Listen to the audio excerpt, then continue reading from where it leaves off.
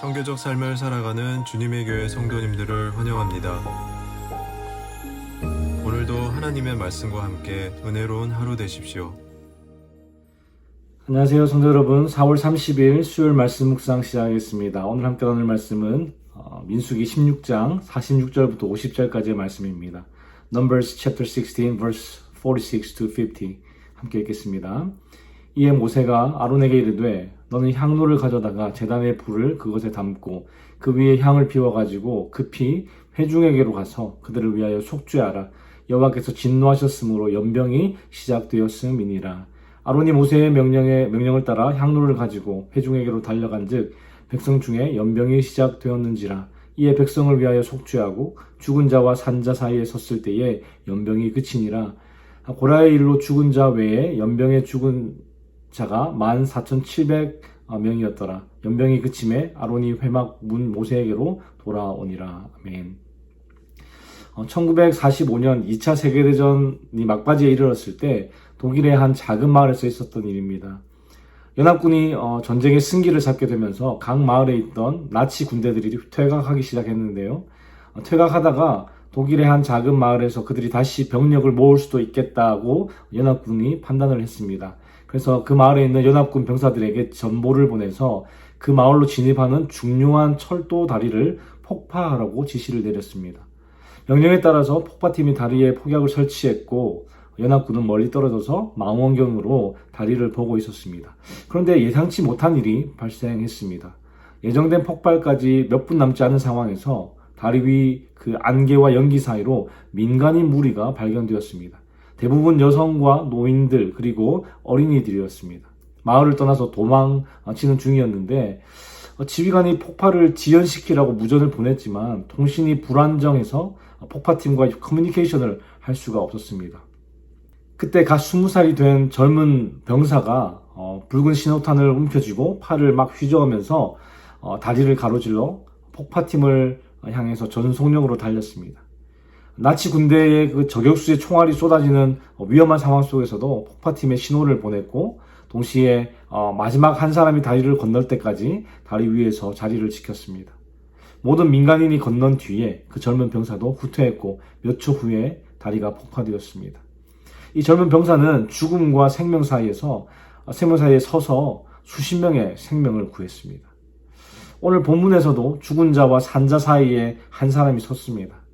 총알이 오가는 전쟁의 현장이 아니라 하나님을 향한 영적 반역의 현장 한가운데서 일어난 일이었습니다. 오늘 본문은요, 민수기 16장 36절부터 50절까지의 말씀인데요.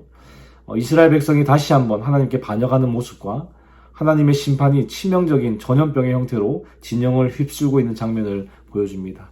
그런데 그때 하나님께서 택하신 제사장 아론이 재앙의 중심으로 달려가 거룩한 불로 속죄제를 드립니다.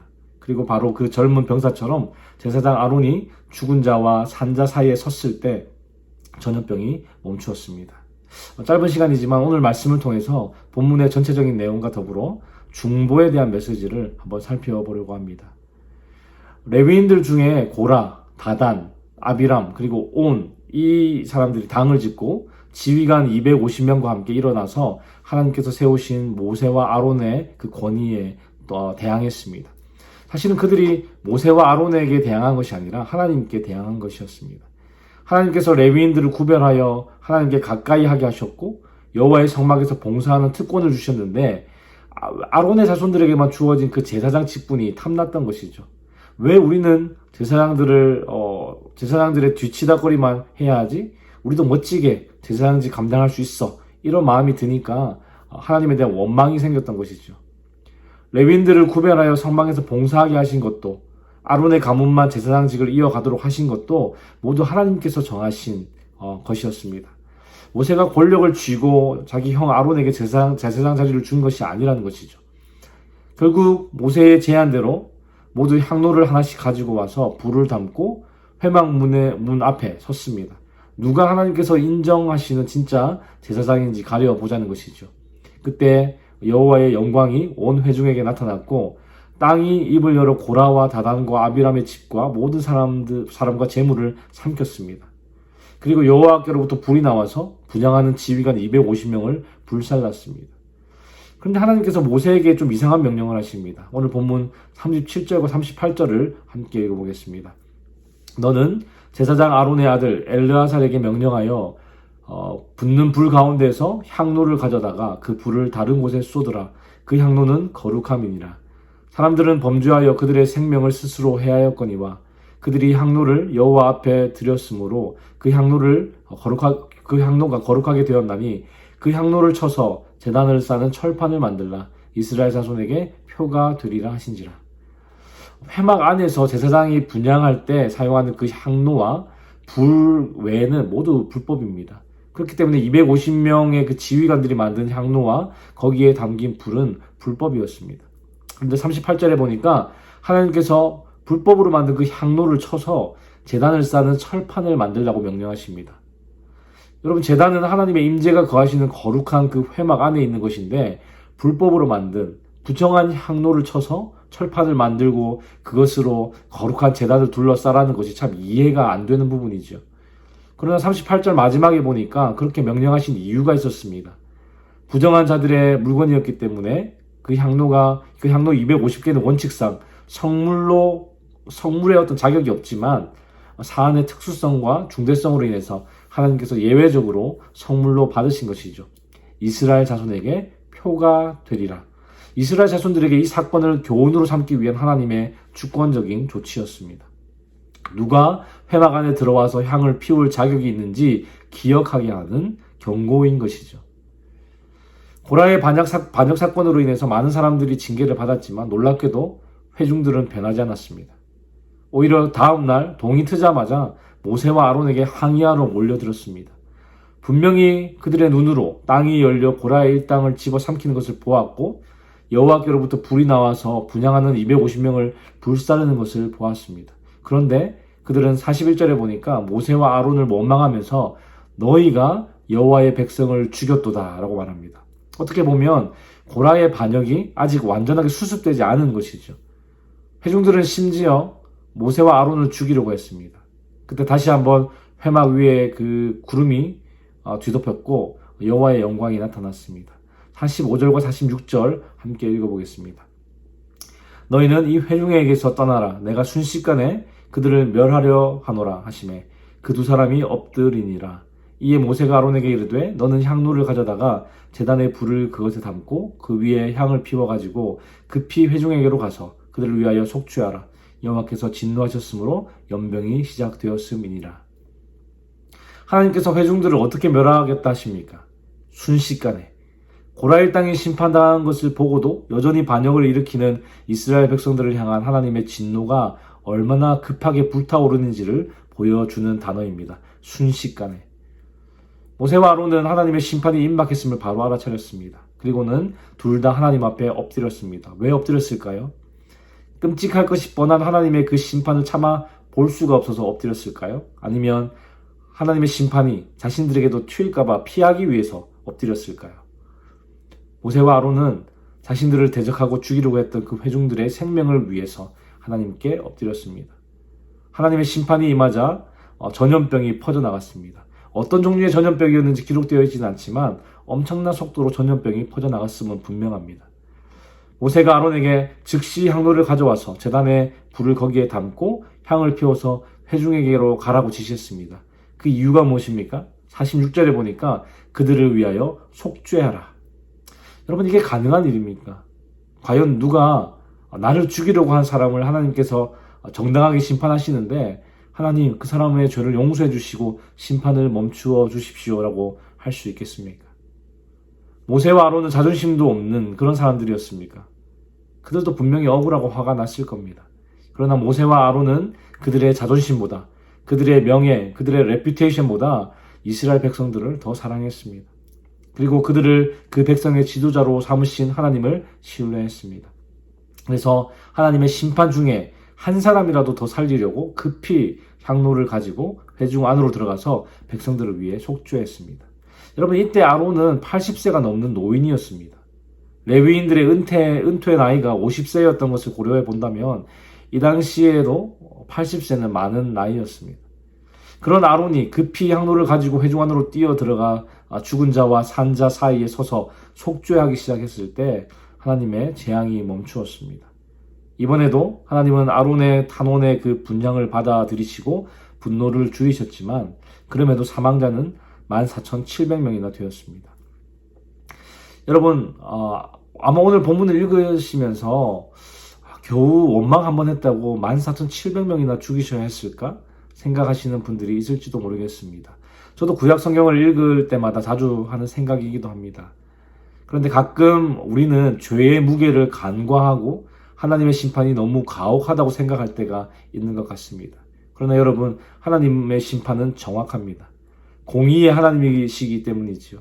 그래서 징계하시고 또 심판하실 때 대충 이 정도만 할게 하실 수가 없는 겁니다.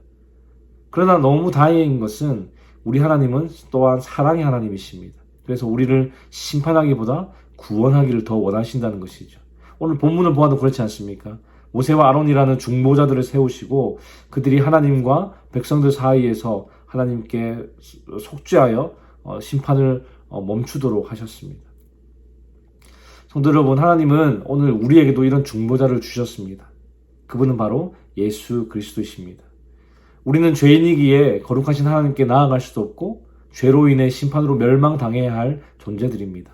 그러나 하나님은 그분의 아들 예수 그리스도를 우리를 위한 중보자로 세워주셨고 우리 죄를 대신 지고 십자가에서 죽게 하셨습니다. 그 결과 우리는 속죄함을 받았고 하나님의 심판을 면할 수 있게 된 것이죠. 그뿐 아니라 죄인인 우리가 중보자 예수 그리스도를 통해서 거룩하신 하나님 앞에 나아갈 수 있게 된 것입니다. 사랑하는 성도 여러분, 하나님과 이스라엘 백성 사이에서 중보자 역할을 했던 제사장 아론은요, 예수 그리스도의 그림자였습니다. 구약 성경의 많은 부분들이 오실 예수 그리스도를 상징하고 가리키고 있는데요. 제사장 아론의 역할이 바로 중보자 되신 예수 그리스도를 상징한다는 것이죠. 성경은 하나님과 사람 사이의 중보자는 오직 예수 그리스도 한 분밖에 없다고 말씀합니다. 디모데전서 2장 5절 말씀인데요. 예수님만이 유일한 중보자라는 것이죠. 우리가 흔히 누군가를 위해 기도해 주는 것을 중보 기도라고 하는데 그 용어는 엄밀히 말하면 틀린 말이지만 우리가 그런 기도를 할 수 있는 근거는 바로 중보자 되신 예수 그리스도 때문입니다. 하나님과 인간 사이에 서서 우리의 죄를 속죄하심으로 하나님과의 관계를 열어주신 그리스도의 구속, 그리고 항상 살아계셔서 자기를 힘입어 하나님께 나아가는 자들을 위해 간구하시는 그리스도의 중보 기도, 이것 때문에 우리가 서로를 위해 기도할 수 있고 그 기도가 효과를 낼 수 있는 것이죠. 성도 여러분, 민수기 16장 고라 사건을 통해서 우리 인간에게 있는 죄의 뿌리가 얼마나 깊고 또 완고한지 다시 한번 깨닫게 됩니다. 죄에 대한 하나님의 심판을 보고 두려워했지만 하룻밤만 지나면 마음이 바뀌어서 다시 고집부리고 반역하는 이스라엘 백성들의 모습에서 우리의 모습을 발견하게 됩니다. 하나님은 우리의 그런 모습에도 중보자 예수 그리스도를 보내주셨죠. 예수 그리스도를 통해 속죄함을 받고 구원받은 저와 여러분이 이제 이 세상 속에서 중보자 예수 그리스도의 그림자 역할을 해야 하지 않겠습니까? 오늘 하루 누군가를 원망하고 비난하고 죽이는 삶이 아니라 모세와 아론처럼 또 예수 그리스도처럼 어떤 상황과 환경 속에서도 생명을 살리는 주님의 도구로 살아가는 저와 여러분의 삶이 되기를 주님의 이름으로 축원합니다. 기도하겠습니다. 하나님, 오늘도 말씀으로 우리에게 교훈 주시니 감사합니다. 죄로 인해 멸망당할 수밖에 없는 우리를 불쌍히 여기시고 중보자 되신 예수 그리스도를 통해 구원의 길을 열어주신 은혜에 감사함을 드립니다. 하나님, 오늘 말씀을 통해 우리의 완고함과 교만함을 다시 한번 돌아봅니다. 죽은 자와 산 자 사이에 서서 생명을 살리기 위해 달려갔던 아론처럼, 자신을 죽이려고 했던 백성을 위해 엎드린 모세처럼, 우리를 위해 십자가에서 피 흘리신 예수 그리스도처럼 우리도 누군가의 생명을 살리는 도구로 살기 원합니다. 우리 안에 아직도 남아있는 비난과 원망과 교만을 제거해 주시고 이 땅 가운데 중보자의 삶을 살아갈 수 있도록 인도하여 주시옵소서.